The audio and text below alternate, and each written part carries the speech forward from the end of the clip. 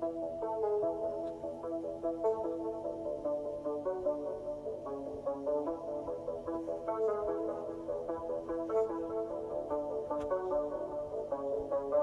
everybody, this is what it's like reading Antkind, a novel by Charlie Kaufman. I load the giant truck, excitedly imagining myself at the presentation soon to occur in my publisher's office. There I will be, smack dab in the center of New York's famed film criticism district, 7th between 25th and the middle of a block, facing uptown, east side of the street. It's not unheard of to spot David Plume or Amadale Kingsley on the street here, wandering, pens in hand, deep in lofty thought.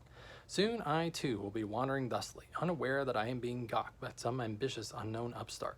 Plum, Kingsley, Rosenberg, a respectful nod as we pass each other on that bustling thoroughfare. On the way to the supermarket, I amuse myself by ticking off all the possible narrative conflicts available to filmic storytellers.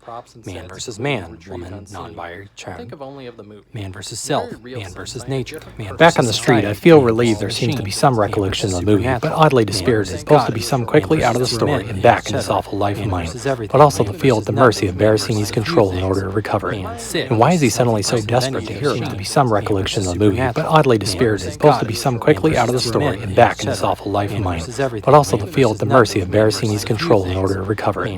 And why is he suddenly so desperate to hear about it?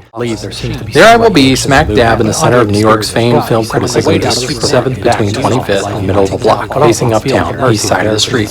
It's not unheard of to spot David Plume or Amadale Kingsley on the street here, in the center of New York's famed film criticism district, 7th between 25th and the middle of a block, facing uptown, east side of the street. It's not unheard of to spot David Plume or Amadale Kingsley on the street here.